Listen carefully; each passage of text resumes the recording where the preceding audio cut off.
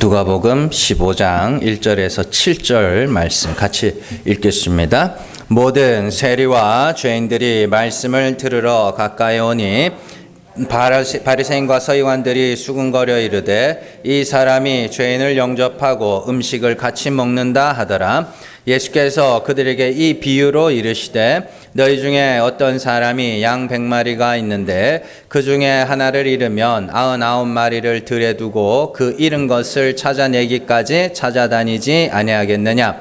또 찾아낸즉 즐거워 어깨에 메고 집에 와서 그 벗과 이웃을 불러 모으고 말하되 나와 함께 즐기자. 나의 잃은 양을 찾아내었노라 하리라. 내가 너희에게 이르노니 이와 같이 죄인 한 사람이 회개하면 하늘에서는 회개할 것 없는 의인 99으로 말미암아 기뻐하는 것보다 더하리라. 아멘.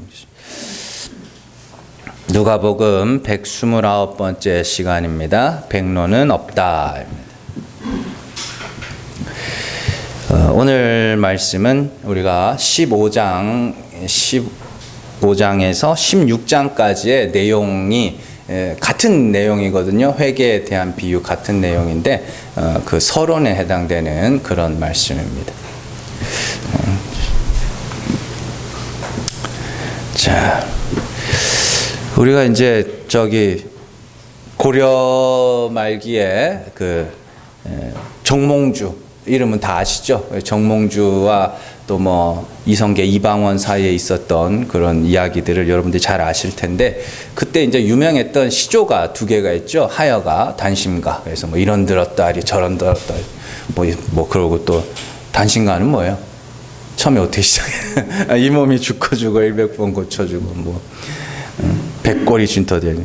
근데 거기 고 무렵에 정몽주와 관련된 시조가 하나 더 있습니다. 그 뭐냐면은 이성계가 조선을 이제 세우고 나서 고려 후기에 그 충신들을 데려오려고 많이 노력했습니다. 특히 여기 고덕동 아시죠? 저 고덕동 그 이름, 그 유래가 높을 고자에 이제 덕자를 쓰는데 그때도 제가 정확히 이름은 기억이 안 나는데 고려 후반에 충신이 이제 자꾸 자기 보고 조선으로 오라고 조선에 와서 나랑 같이 일해보자 그러니까 피신을 왔어요. 숨어서 지냈습니다. 고덕동에서. 그래서 끝까지 죽을 때까지 조선에 이렇게 굴복을 안 하고 여기서 이제 자기 절개를 지켰다 해서 그래서 세워진 이름이 고덕동입니다. 그래서 그런 이야기들도 있고 한데 어쨌든 그 정몽주를 이성계가 데려오기 위해서 많이 노력하던 그 무렵에 이 정몽주의 어머니 영천이 씨라고 알려져 있는데 그 엄마가 아들을 위해서 지어준 시조가 백로가라는 겁니다. 그래서 내용이 이렇죠. 까마귀 노는 곳이 아니라 싸우는 곳입니다. 까마귀 싸우는 곳에 백로야 가지 마라. 썩낸 까마귀의 흰 빛을 샘낼세라. 맑은 물에 기껏 씻은 몸을 더럽힐까 하노라. 이게 이제 백로가의 내용입니다. 그러니까 이 시조에 의하면 이성계와 그의 부리들, 조선을 세운 사람들은 까마귀고 우리 아들은 정몽주는 백로라는 거야. 그러니까 너는 쟤네들이랑 엮이지 마라. 그렇게 이야기하는 그런 내용입니다. 제가 이제 이 시조를 어떻게 최근에 한번 다시 읽어볼 기회가 있어가지고 읽어보면서 그냥 오늘날 기독교가 추구해 온 것이 그런 것이 아닌가 그런 생각을 많이 했습니다.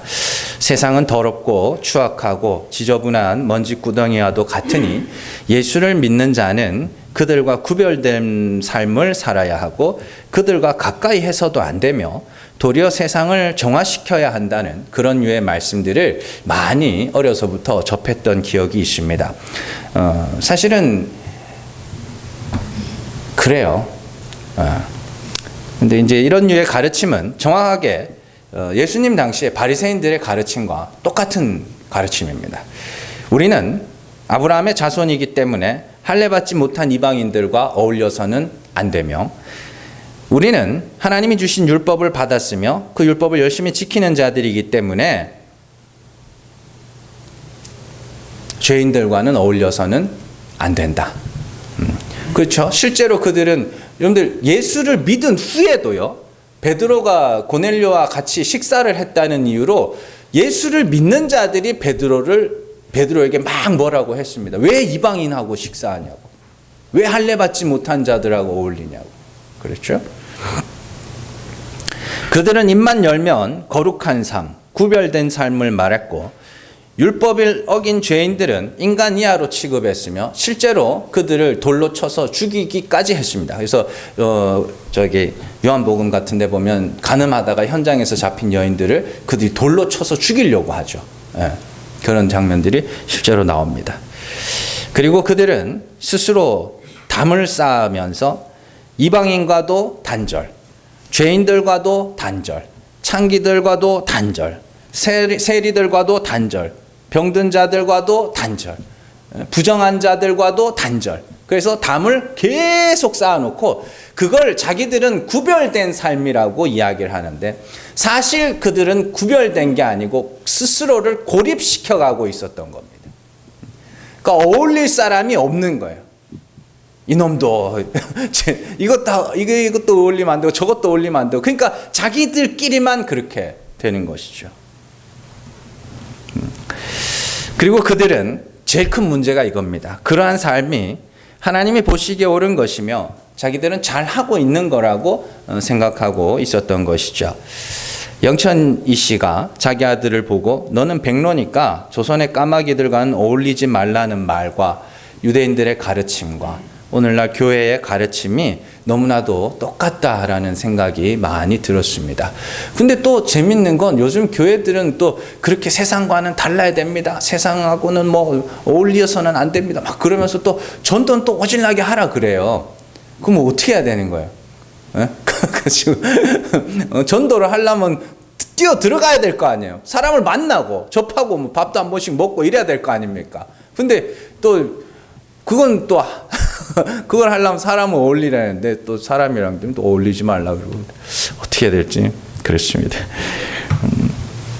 근데 문제는요. 예수님은 그렇게 가르치는 바리새인들을 향하여 천국 문을 막고 너희도 들어가지 않고 다른 사람도 들어가지 못하게 한다 하셨고 그들을 향하여 독사의 자식들이라 뱀이라 말씀하시면서 지옥의 판결을 피하지 못할 것이라고 말씀하셨습니다. 마태복음 23장 13절 말씀 같이 읽습니다. 화 있을진저 외식하는 서기관들과 바리새인들이여 너희는 천국 문을 사람들 앞에서 닫고 너희도 들어가지 않고 들어가려 하는 자도 들어가지 못하게 하는도다. 33절 같이 읽습니다. 뱀들아 독사의 자식들아 너희가 어떻게 지옥의 판결을 피하겠느냐. 아멘. 그렇게도 구별된 삶, 그렇게도 이렇게 경건한 삶, 그렇게도 신실한 삶을 추구했던 바리새인들을 향해서 예수님은 너희는 지옥에 떨어질 거야 그렇게 이야기를 합니다.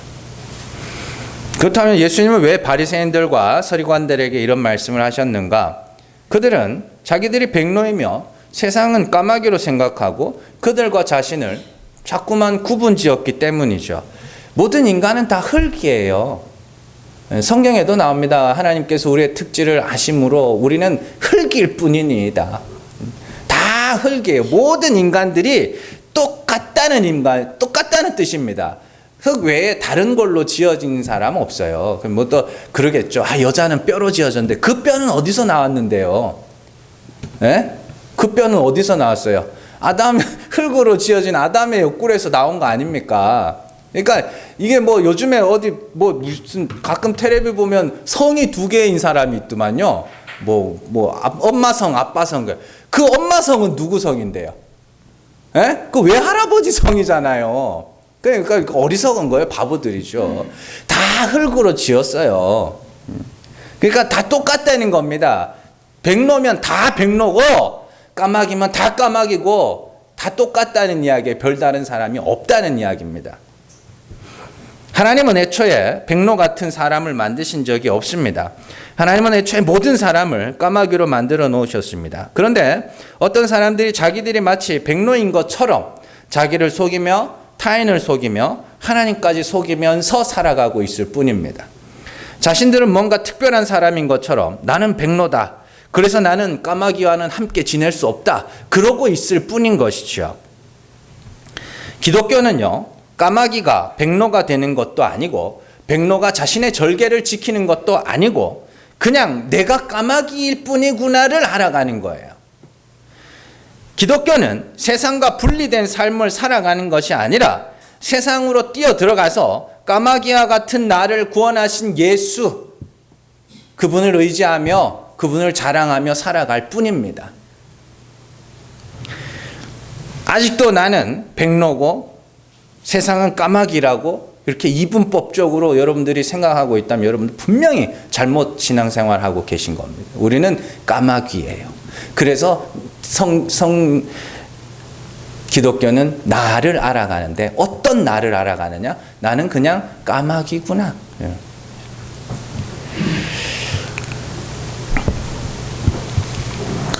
아직도 세상과는 구별된 삶을 살기 위해서 노력하는 사람들이 있습니다.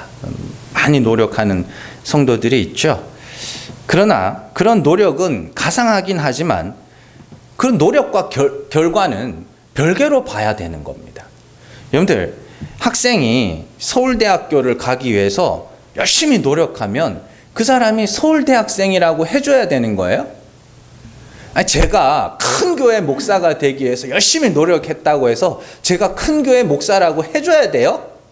그거 아닐 거 아닙니까? 거룩한 삶을 살기 위해 노력했다고 해서 그 사람을 거룩한 자라 할 수 없는 거예요. 왜냐하면 사람이 거룩해지는 것은 오직 예수 그리스도의 보혈의 공로 때문인 겁니다. 그래서 히브리서에 보면 거룩하게 하시는 자와 거룩하게 함을 받은 자가 한 근원에서 났다고 이야기를 하는 겁니다. 우리를 거룩하게 하시는 이는 예수 그리스도지 내가 거룩한 삶을 살아서 거룩하게 되는 것도 아니고 나의 거룩한 삶을 위한 노력이 나를 거룩하게 만드는데 요만큼도 보탬이 안 된다는 이야기입니다. 그러니까 노력하지 마시라고. 그런 육체의 노력, 연습, 연단 이런 것은 약간의 유익은 있어요. 약간의 유익은 있지만 진짜 경건은 이 생과 내 생에 큰 유익이 있다. 바울이 그렇게 이야기를 하는 겁니다. 왜냐하면 바울이 말하는 경건은 예수 그리스도를 믿고 의지하는 것이기 때문입니다. 디모데전서 3장 16절 말씀 같이 읽습니다. 크도다 경건의 비밀이여 그렇지 않다 하느니 없도다. 그는 육신으로 나타난 바 되시고 영으로 의롭다 하심을 받으시고 천사들에게 보이시고 만국에서 전파되시고 세상에서 믿음 바 되시고 영광 가운데서 올려지셨느니라. 아멘. 잘 보세요. 바울이 경건이 뭔지를 설명을 해줍니다. 크도다 경건의 비밀이요. 경건의 비밀이 있대요. 그러면 그 경건의 비밀이 뭐냐? 갑자기 그러면서 육신으로 나타난 바 되시고 영으로 의롭다 하심을 받으시고 영광 가운데 올려지신 분 누구예요? 예수 그리스도죠. 예수 그리스도. 그래서 그를 믿는 것이 뭐예요? 경건이야. 그런 이야기를 하는 겁니다. 예수 그리스도를 믿는 것이 경건이야. 그러면 뭐냐? 예수 그리스도를 믿는 게 그리스도와 같이 죽고 하나님께서 그리스도를 죽은 자 가운데서 살리신 것처럼 나도 살리실 줄을 소망하는 거. 그게 경건이야. 네가 뭔가 어떤 삶을 살고 이게 아니라 정말 그리스도와 같이 죽어서 하나님 나는 주님이 불쌍히 여겨주셔야 하는 자입니다라는 그 고백을 가진 자, 그가 경건한 자다 이렇게 이야기를 하는 것이죠. 그렇게 바울이 경건을 설명해 놓고 나서 그 뒤에 4장에서 육체의 연단과 경건에 대한 비교의 말씀을 하는 거죠. 자, 디모데전서 4장 8절에서 10절 말씀 같이 읽습니다.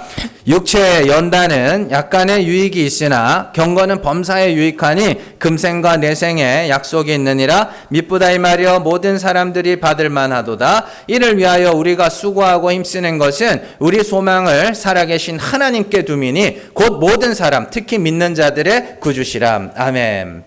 바울이 말하는 육체의 연단, 이게 뭐냐면 거룩해지고자 하는 노력, 거룩하게 살아보고자 하는, 뭐 이렇게 의롭게 살아보고자 하는, 율법을 열심히 지켜보고자 하는 그런 노력, 그게 약간의 유익이 있다 그래요. 어떤 유익일까요?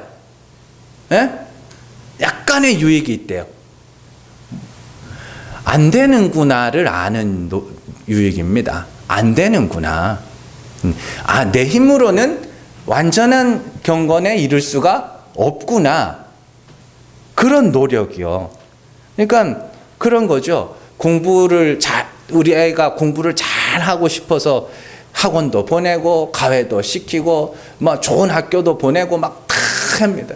다 했는데 쭉 시켜보고는 이제 딱 아이고 공부에는 소질이 없구나 이거요. 그게 중요합니다, 여러분들. 여러분, 지금 뭐 다들 이렇게 연세들이 있으셔가지고, 근데 손주들 키울 때도 항상 가르쳐 주셔야 돼요. 피아노도 하시고요, 태권도도 보내시고요, 뭐 다 보내세요. 뭐 발레도 시키고, 뭐 이것저것 다 시켜보세요. 그래서 뭐 하느냐면, 아, 이건 아니구나. 뭔 말인지 아시죠? 아, 운동은 아니구나. 제외. 아, 음악은 아니구나. 제외. 그렇게 다 이거 다 해서 뭐 하는 거냐면, 잘하는 걸 찾는 거예요. 잘하는 걸 찾기 위해서 이것저것 가르치는 거예요. 다 잘하라고 그걸 시키는 게 아니고.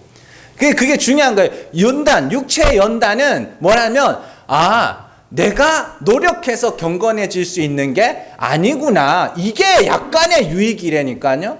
그러면서 그걸 깨닫고 나면 어떻게 된다 그래요? 10절 말씀. 이를 위하여 우리가 수고하고 힘쓰는 것은 뭐라 그래요? 우리의 소망을 살아계신 하나님께 둡니다. 열심히 수고하고 노력해서 봤더니 아, 나를 구원하시리가 하나님의 은혜밖에 없구나. 그걸 깨달아가면 그게 경건이에요. 그러니까 여러분들이 이런 말씀들을 잘 기억을 하셔야 됩니다. 그러니까 까마귀가 백로처럼 살아보려고 하는데 도저히 살 수가 없어서 아이고 나는 까마귀구나. 나는 백로가 아니구나.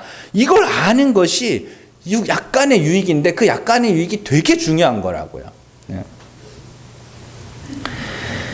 야고보 역시 똑같은 이야기를 합니다. 야고보서 1장 22절 같이 읽습니다. 너희는 말씀을 행하는 자가 되고 듣기만 하여 자신을 속이는 자가 되지 말라. 26절 같이 읽습니다. 누구든지 스스로 경건하다 생각하며 자기 혀를 제갈 물리지 아니하고 자기 마음을 속이면 이 사람의 경건은 헛것이라. 아멘. 말씀, 복음을 이야기하는 겁니다. 복음을 행하는 자가 있고 듣기만 하는 자가 있다 그래요. 그러면 듣기만 하는 자는 뭐예요? 그냥 지식으로만 알고 있는 거예요. 하나님이 죽은 자를 살리시는 분이고 그건 하나님께서 죽은 자를 살리시는 그런 방식으로 일한다. 아, 하나님이 그런 분이구나. 오케이. 지식. 근데 행하는 자는 누구겠어요? 죽는 자죠. 아, 그래? 하나님이 죽은 자를 살리시는 분이면 내가 하나님이 살리셔야 할 죽은 자 되겠네. 그러면서 죽는 거예요. 내 죄를 자백하고 하나님 나를 불쌍히 여겨주시옵소서. 나는 이거밖에 안 되는 죄인입니다. 그렇게 하면 그가 복음을 행하는 자입니다. 그러면서 어떻게 나오냐? 26절에 누구든지 스스로 경건하다 생각하며 자기 혀를 제갈 물리지 않는다. 이렇게 해요. 나는 경건해. 스스로 경건해. 이게 뭐예요? 나는 경건해. 율법도 잘 지켜 착하게 살았고 죄도 안 짓고 그걸 갖고 나를 경건하다 생각하는 거예요. 그리고는 뭐예요? 입으로 떠들겠죠. 그래서 그 혀를 제갈 물리지 않는 자. 그건 자기를 속이는 자라고. 그렇게 이야기를 하는 겁니다. 자, 그래서 결국 경건이라는 거는 나는 예수 아니면 아무것도 아닙니다. 이걸 말할 수 있는 자가 진짜 경건이에요. 근데 내가 막 교회에서 뭘 했고 하나님을 위해서 뭘 했고 막 일을 했고 뭐도 했고 이렇게 쭉 장황하게 설명하면 이게 뭐냐면 스스로 속이는 자다. 그러니까 성경이 다 그 이야기를 하는 거예요. 그러니까 단어 한두 개만 따와가지고 그걸 갖고 뭐 경건하게 사세요. 경건하게 사는 건 경건하게 사는 게 아니고 예수를 믿는 게 경건한 거예요. 나의 불가능함을 알고. 그래서 기독교에 있어서 진짜 경건은 백로인 줄, 자기 자신을 백로인 줄 알았던 사람이 그냥 까마귀에 불과하다는 것을 인정하게 되면, 그래서 나는 하나님의 긍휼하심이 필요하다는 것을 고백하게 되는 그 자가 진짜 경건한 자다. 이렇게 이야기를 하는 겁니다. 이 내용을 잘 기억하시고 앞으로의 16장까지의 내용이 다 그 내용입니다. 계속 그 내용입니다. 그러니까 잘 기억을 하셔야 돼요. 자, 오늘 예수님께서 말씀을 전하실 때 모든 세리와 죄인들이 예수님의 말씀을 듣기 위해서 예수님에게 나옵니다. 그때 바리새인들과 서기관들이 그 모습을 보고 예수님께서 죄인들과 식사를 하신다고 비난을 합니다. 그러니까 그 유대인들에게 있어서 식사라는 게 굉장히 중요한 과정입니다. 우리는 뭐 식사 그러면 식당 가서 이렇게 의자에 앉아가지고 식탁 먹고 이러죠. 근데 그 유대인들은 뭐 했냐면 이렇게 이렇게 엎드려가지고 땅바닥에 음식을 놓고 이렇게 엎드려 먹었습니다. 그러니까 최후의 만찬도 그 거짓말입니다. 그렇게 한 게 아니고 원래는 이 식사할 때 앉는 것도 아니에요. 비스듬하게 옆으로 누워서 식사를 했습니다. 그러니까 그런 그거였기 때문에 그 식사라는 건 결국엔 뭐냐면 그냥 집에 초대 와서 바닥에 뭐 하는 거예요? 그냥 같이 누워서 식사를 하는 단순한 밥 먹는 것 이상의 그 교제의 역할을 하고 있었던 것이죠. 자, 그래서 세리들과 죄인들이 예수님에게 나오는 것을 보고 바리새인들과 서기관들이 아니 너네 선생님은 뭐 저런 사람들이랑 어울리냐? 뭐 저런 사람들이랑 어울려? 이렇게 이야기를 하는 겁니다. 이 말 안에 바리새인과 서기관들이 죄인들을 어떻게 보는지 그 마음이 그대로 드러나 있죠. 자기들은 죄가 없는 자들이며 죄인들과는 다른 존재들이며 그렇기 때문에 그들과는 가까이 할 수 없다. 그런 마음이 그대로 드러나 있는 말씀입니다. 이에 예수님께서 회개에 대한 비유 5가지를 쭉 말씀을 하십니다. 그 비유들이 이제 앞으로 살펴볼 회개에 대한 비유들이죠. 이 말씀은 16장까지 이어져 있고 그 전체의 내용을 한마디로 요약하면 하나님은 회개하는 자들을 기뻐하시며 회개하는 자들이 지혜로운 자들이며 회개하는 자들만이 천국에 갈 수 있다라는 내용입니다. 이 전체의 비유들 중에 결론에 해당하는 비유가 16장 마지막에 나오는 부자와 나사로의 비유고 부자와 나사로의 비유가 회개에 대한 이야기로 끝납니다. 누가복음 16장 29절에서 30절 말씀 같이 읽습니다. 아브라함이 이르되 그들에게 모세와 선지자들이 있으니 그들에게 들을지니라. 이르되 그렇지 아니하니이다. 아버지 아브라함이여 만일 죽은 자에게서 그들에게 가는 자가 있으면 회개하리이다. 아멘. 이렇게 되겠죠. 부자와 나사로의 이야기에서 부자는 지옥에 가고 거지 나사로는 천국에 갔습니다. 부자가 지옥에 간 이유가 뭐예요? 네? 안 도와줘서? 아니, 부자여서 간 거예요. 부자여서 간 겁니다. 거지 나사로가 천국에 간 이유는 거지여서 간 겁니다. 네.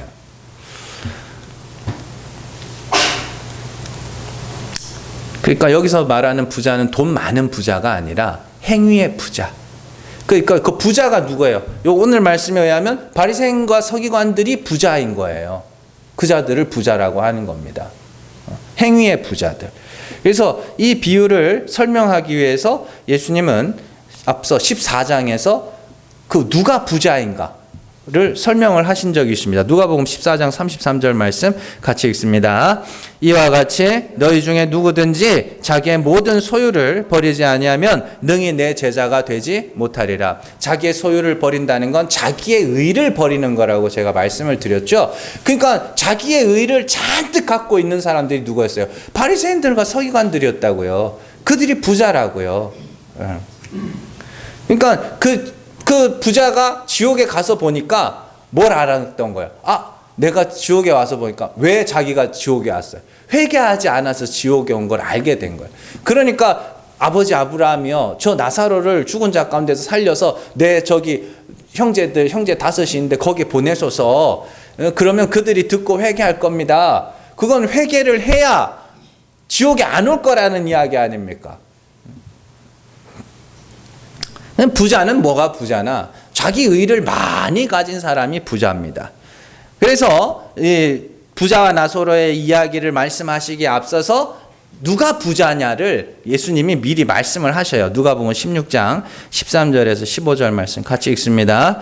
집 하인이 두 주인을 섬길 수 없나니 혹 이를 미워하고 저를 사랑하거나 혹 이를 중히 여기고 저를 경히 여길 것임이니라. 너희는 하나님과 재물을 겸하여 섬길 수 없느니라. 바리새인들은 돈을 좋아하는 자들이라. 이 모든 것을 듣고 비웃거늘 예수께서 이르시되 너희는 사람 앞에서 스스로 옳다 하는 자들이나 너희 마음을 하나님께서 아시나니 사람 중에 높임을 받는 그것은 하나님 앞에 미움을 받는 것이니라. 아멘. 잘 보시면 거기에 14절 바리새인들은 돈을 좋아하는 자들이라 이렇게 되어 있습니다. 바리새인들은 돈을 좋아했을까요? 안 좋아했을까요?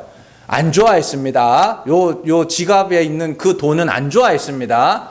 그 사람들은 1회에 2번씩 금식해서 그 돈 모아가지고 어려운 사람들 도와주던 사람들이에요. 돈을 안 좋아했어요. 그런데도 예수님이 그들을 돈을 좋아하는 자들이라고 말씀하신 이유가 뭐냐? 위에 13절 한번 보세요. 집 하인이 두 주인을 섬길 수 없나니 혹 이를 미워하고 저를 사랑하거나 혹 이를 중히 여기고 저를 경히 여길 것임이니라. 자, 사람이 마음에는 하나님과 재물이 두 개가 있습니다. 그러면 어떤 사람은 재물을 사랑하면 하나님을 미워하게 되고 하나님을 사랑하게 되면 재물을 미워하게 되는 것이죠. 그런데 이 재물이라는 것이 돈이 아닙니다. 자기의 의를 이야기하는 겁니다. 이렇게 생각하시면 돼요. 하나님의 은혜로 구원을 받는 자가 있어요. 그런데 내게는 의가 있어. 그러면 하나님의 은혜를 소중하게 여길 거냐? 내 의를 소중하게 여길 거냐? 그 이야기예요. 내 의를 소중하게 여기면 하나님의 은혜가 뭐 하는 거예요? 미워지게 돼. 그 바리새인들과 서기관들이 하는 일이 그거 아닙니까? 재산을 많이, 돈을 많이, 재물을 많이 갖고 있으니까 나는 의로워. 그러니까 나는 의롭다. 하나님이 의롭다 하셔야 되는, 구원하셔야만 되는 자. 그런데 하나님의 은혜로 다른 이들을 구원했어요? 그러면 어떻게 되겠어요? 하나님 그러시면 안 되죠. 그게 한 데나리온의 비유 아닙니까? 이른 아침에 부름받은 자가 11시, 오후 5시죠? 부름받은 자들 보고, 아유, 하나님, 내가 그 떼양볕에 이렇게 고생했는데 어떻게 저 사람하고 나하고 같은 취급을 해요? 그게 재물이 많은 자예요. 내가 이렇게 한 게 많은데, 내가 이렇게 착하고 성실하고 의롭고 거룩하게 살았는데, 어떻게 이런 나랑 저런 사람이랑 같이 취급할 수 있겠냐고. 그게 자기 재물을 사랑하는 자고요. 근데 재물이 없어요. 자기 모든 소유를 다 버렸어. 주님, 나는 사실 알고 봤더니 정말 죄인 중에 괴수입니다. 여기까지 떨어졌어요. 그러면 그 사람은 자기 의를 미워하겠죠. 그래서 사도 바울이 율법에서 난 의를 배설물과 같이 여기고 자기에게 유익한 것을 해로 여겼다고 이야기를 하는 거죠. 그래서 어떻게 돼요? 15절 말씀 한번 보세요. 예수께서 이르시되, 돈을 좋아하는 게 뭔지를 말해줍니다. 예수께서 이르시되 너희는 사람 앞에서 스스로 옳다 하는 자들이나 너희 마음을 하나님께서 아시나니 사람 중에 높임을 받는 그것은 하나님 앞에 미움을 받는 것이니라. 사람 앞에 높임을 받는 거 뭐예요? 재물, 자기 소유를 가지고 사람 앞에 높임을 받는 거죠. 그래서 다른 복음서에 보면 바리새인들이 어떻게 사람 앞에서 높임을 받았는지를 말씀을 해줍니다. 마태복음 23장 5절에서 7절 말씀 같이 읽습니다. 그들의 모든 행위를 사람에게 보이고자 하나니 곧 그 경문띠를 넓게 하며 옷수를 길게 하고 잔치의 윗자리와 회당의 높은 자리와 시장에서 문안받는 것과 사람에게 랍비라 칭함을 받는 것을 좋아하느니라. 아멘. 그들이 모든 행위를 사람에게 보이고자 하나니, 그래서 경문이라 이마에다가 자기가 뭐 금식했고 뭐 이런 거 쓴 거예요. 이렇게 써가지고 붙이는 겁니다. 옷술도 길게 늘어가지고 자기가 뭘 얼마나 율법을 열심히 지켰는지를 보여주는 거예요. 그걸 갖고 자기들이 뭐 하는 거예요? 사람 앞에서 높임을 받는 거죠. 그러니까 그게 뭐예요? 재물이에요. 그게 자기 재물이고 자기 소유라고요. 이처럼 바리새인들은 자기들의 많은 행위, 수많은 그 사람의 의를 재물과 같이 쌓고 많은 소유를 삼고 있었기 때문에 그들을 부자라 하며 돈을 좋아하는 자라 그렇게 말씀을 하시는 겁니다. 그러나 사람들에게 그토록 높임을 받는 것을 하나님은 어떻게 하신다 그래요? 미워하신다고 그래요. 왜냐하면 애초에 하나님은 사람을 그렇게 만드신 적이 없기 때문입니다. 사람을 그렇게 만든 적이 없기 때문이라고요. 까마귀로 만들어 놨더니 저마다 자기들이 백로인 줄 알고 착각하는 거예요. 그러니까 하나님께서 시편 2편 같은 데 보면 하나님께서 비웃으신다 이렇게. 사도 바울은 이와 같은 까마귀들의 백로놀이를 육신의 생각이라고 말씀을 하십니다. 로마서 8장 7절에서 8절 말씀 같이 읽습니다. 육신의 생각은 하나님과 원수가 되나니 이는 하나님의 법에 굴복하지 아니할 뿐 아니라 할 수도 없음이라. 육신에 있는 자들은 하나님을 기쁘시게 할 수 없느니라. 아멘. 아까 전 누가복음 16장에서 사람에게 높임을 받는 것을 하나님은 미워하신다고 그러죠. 그리고 로마서 야고보서 8장에서는 육신에 있는 자, 육신의 생각은 하나님과 원수가 되고 하나님이 기뻐하지 않는 거라고 이야기하죠. 왜냐하면 하나님은 차차 배울 거지만 하나님이 모든 사람을 순종하지 아니한 가운데 가두어 두심은 모든 사람에게 긍휼을 베풀기 위함이라.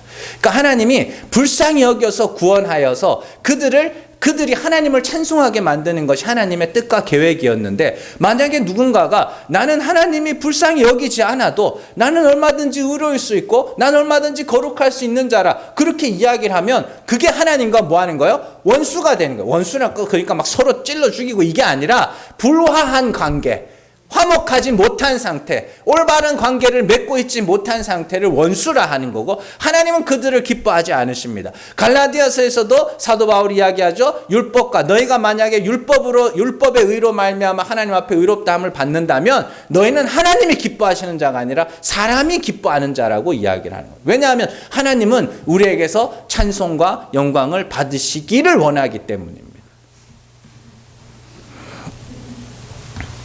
그러니까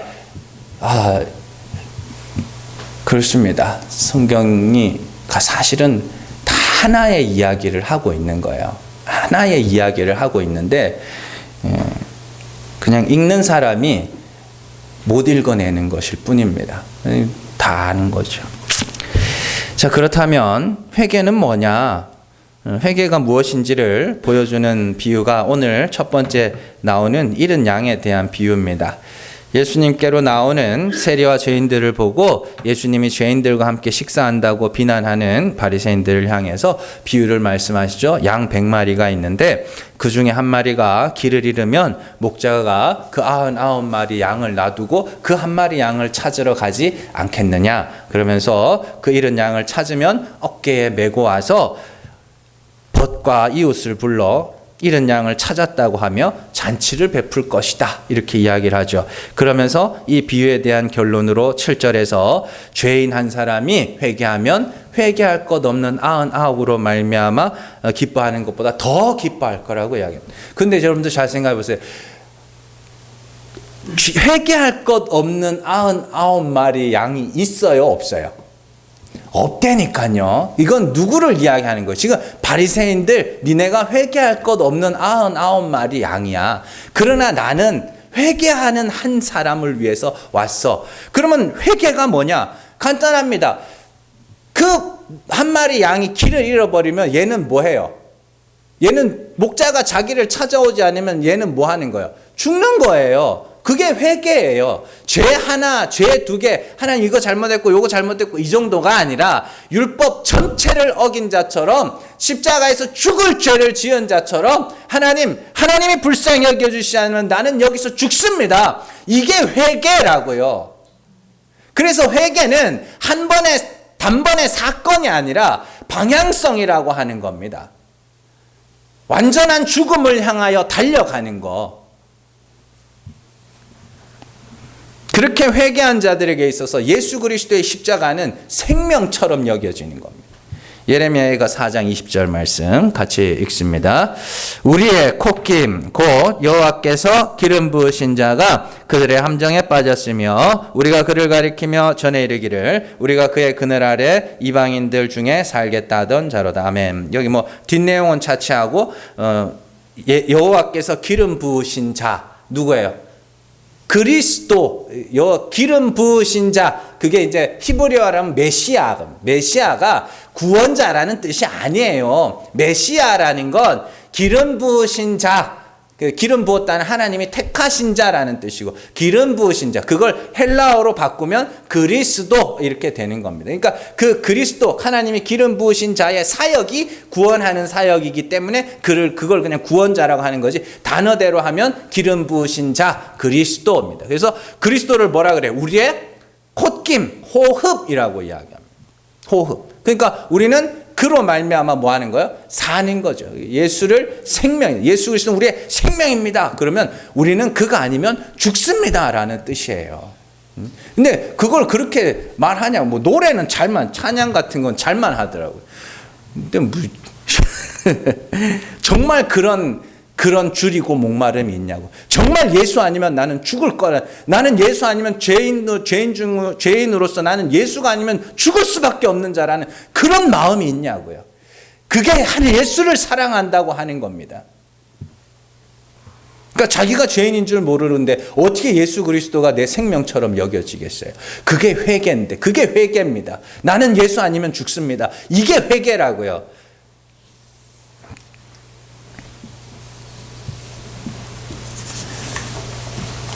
아이고, 2장이 넘어가지고.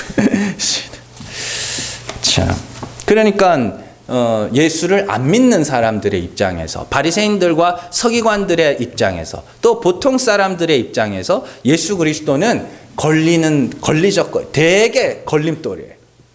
그러나 믿는 자들에게 있어, 회개한 자들에게 있어 예수 그리스도는 보배로운 보석으로 여겨지는 거죠. 베드로전서 2장 6절에서 8절 말씀 같이 읽습니다. 성경에 기록되었으되 보라 내가 택한 보배로운 모퉁이 돌을 시온에 두노니 그를 믿는 자는 부끄러움을 당하지 아니하리라 하였으니 그러므로 믿는 너희에게는 보배이나 믿지 아니하는 자에게는 건축자들이 버린 그 돌이 모퉁이의 머릿돌이 되고 또한 부딪히는 돌과 걸려 넘어지게 하는 바위가 되었다 하였느니라. 그들이 말씀을 순종하지 아니함으로 넘어지나니 이는 그들을 이렇게 정하신 것이라. 아멘. 잘 보세요. 믿는 우리에게는 예수 그리스도는 보배로운 돌, 보석입니다. 왜냐? 나는 죽어야 할 죄인인데 예수 그리스도의 십자가가 내 죄를 사해 주신다고 하니 그 보석이죠. 그러나 믿지 않는 자들에게 있어서는 예수 그리스도의 십자가가 걸려 넘어지게 하는 아주 불편해. 왜냐하면 오늘 바리새인들과 서기관들의 모습이 어땠어요? 예수님이 죄인들과 세리를 받아들이고 심지어 마가복음, 마태복음 이런 데 보면 나는 죄인들을 위하여 왔다. 나는 의인을 위하여 온 게 아니라 죄인을 위하여 왔다. 건강한 자에게는 의원이 쓸데없고 병든 자에게라야 쓸데있듯이 나는 죄인들을 구원하기 위하여 왔다. 그러니까 죄 없다 하는 자들은 뭐예요? 영 불편해. 예수님. 너무너무 불편해. 왜냐하면 내가 의롭게 살았는데 저 사람은 죄인인데 어떻게 예수님은 저 사람을 위해서 왔냐고. 그렇게 되는 거죠. 그러니까 이런 겁니다. 죄인들에게 있어 예수님은 생명과도 같은 존재입니다. 백날 예수님을 사랑해라. 예수님이 우리의 호흡이며 예수님 우리의 생명이라 떠들어봐야 내가 죽을 죄인임을 알지 못하면 그냥 말로만 사랑하고 말로만 호흡하며 말로만 생명이라 떠들 뿐입니다. 아무리 비판하지 말아라, 헤아리 저울질하지 말아라 떠들어봐야 내가 죽은 죄인임을 알지 못하면 계속 비판할 겁니다. 계속 정죄할 겁니다. 그러니까 그런 말씀들을, 그 원리를 이해를 못하면 그냥 그것도 하나의 율법이 돼요. 나는 비판 안 했는데요. 안 하기는 뭘 안 해요. 내가 죽을 죄인임을 알지 못하면 계속 한다니까요. 아무리 차별하지 말라고 해도 내가 죽을 죄인임을 알지 못하면 우리는 각자의 자기의 의로 말미암아서 차별할 겁니다. 아무리 하나 되자고 노력해도 내가 죽을 죄인임을 알지 못하면 그저 자기가 쌓아놓은 담 다 쌓아놓고 나는 너랑 달라. 나는 너랑 달라. 다 그러고 있는 거예요. 원리를 아셔야 된다고. 그 시작이 뭐냐? 회개입니다. 나는 죽을 죄인. 나는 십자가가 아니면 죽어야 될 죄인입니다. 그게 없으면 모든 것이 다 그냥 공연불, 헛된 것이죠. 내가 죽을 죄인임을 알면 정말 그 회개를 한 자들만 비로소 예수 그리스도의 십자가가 사유가 아니라 그냥 실제가 되는 겁니다. 그러니까 회개하셔야 돼요. 진짜 회개. 하나님 요거 하나 잘못했고 다른 건 잘했고 이런 거 말고 정말 그 하나의 죄로 율법 전체를 어긴 자처럼 하나님 앞에 납작 엎드려 주님 나는 정말 하나님이 불쌍히 여겨주시지 않으면 구원받을 길이 없는 자입니다라는 그 회개를 해야 된다고. 2004년입니다. 2004년에 친일 진상 규명법 개정을 위해서 우리나라에 있는 친일파를 청산하려고 친일파 청산위원회가 세워졌습니다. 정부 주도로. 그 친일파 청산 위원장 그 수장이었던 신모 의원이 있습니다. 친일파 청산하기 했는데 그 아버지가 친일파였어요. 네. 그리고 심지어 그 위원 중에 한 사람이었던 이모 의원이 있는데 이 사람이 공약이 뭐였냐? 친일파 청산이었습니다. 선거 공약이 친일파 청산이었죠. 그리고 자기는 국회의원이 되고 나서 나는 친일파를 청산하기 위한 사명감을 갖고 국회의원이 됐다고 그랬습니다. 자기 아버지가 일본군 헌병이었습니다. 네. 그리고 또 김모 의원이 있습니다. 이 여자 의원인데 이 여자 의원도 알고 봤더니 그 여러분들 그 이재호 의원이라고 있습니다. 그 아버지가 독립군이었거든요. 그 사람 잡아가둔 사람이 이 국회의원 그 친일파 청산위원회 위원의 아버지였습니다. 그러니까 뚜껑 열어놓고 보니까 친일파 청산하자는 인간 다 그거 전부 다 친일파였던 거예요. 여러분들 일제가 우리나라를 점령한 게 36년입니다. 36년이면요. 그때 살아남은 사람은 그냥 다 친일파라고 봐도 됩니다. 이게 이 세상의 이 역사의 실체입니다. 다 똑같은 자들끼리 그냥 서로 어떻게든 잡아먹어 보겠다고 그러고 있는 이 세상. 그러니까 여러분들 집안에서 부부싸움하면 왜 안 끝나는지 아세요? 예? 서로가 서로의 죄를 다 알고 있거든. 남편은 아내의 죄를, 아내는 남편의 죄를 다 알고 있거든. 계속 공격하죠. 계속 공격. 뭐 하나 두드려 부숴야 끝나죠. 여러분들, 그런 와중에 성도는 죄를 인정할 줄 아는 자들입니다. 죄를 인정할 줄 아는 자들. 여러분들 그게 얼마나 힘들고 얼마나 어려운 건지 모르시죠? 별거 아닌 거라고 생각하지 마세요. 죄를 안 짓는 것보다 지은 죄를 회개하고 인정하는 게 훨씬 더 어렵습니다. 훨씬 더 어렵다고요. 근데 그래서 이 세상은 백로인 척하는 까마귀들과 자기가 까마귀인 줄 아는 까마귀만 있을 뿐입니다. 그래서 까마귀인 줄 아는 까마귀들은 하나님의 은혜와 긍휼을 부르짖게 될 것이고 끝까지 아니라고 나는 때는 조금 묻었지만 나는 백로라고 하는 자들은 그냥 멸망으로 던져질 뿐이죠. 그러면은 이렇게 되죠. 내가 까마귀를 알게 된 까마귀들은 세상을 보는 눈이 바뀌게 됩니다. 그래서 뭐 정의로운 척하고 막 이런 사람들 보면 저거 좀 이상한데 저거 좀 수상한데 이렇게 바뀝니다. 그 전까지는 막 그래서 뭐 누가 막 정의로운 척하면 우와 막 저 사람들 뭐가 있을 거야 그러다가 이제는 좀 이상한데 이렇게 됩니다. 예, 그렇게 바뀌게 돼요. 자연스럽게. 그건 뭐 여러분들 그렇게 하라는 게 아닙니다. 그러나 중요한 것은 여러분들이 예수 그리스도를 나의 생명이며 나의 호흡과 같이 여기기 위해서 여러분들이 필요한 것은 나는 그가 아니면 죽어야 될 자라는 거. 그겁니다. 여러분들 잘 기억하시고 정말 회개의 삶을 살아가는 저 여러분들 되시기를 주님의 이름으로 축원합니다. 기도하겠습니다.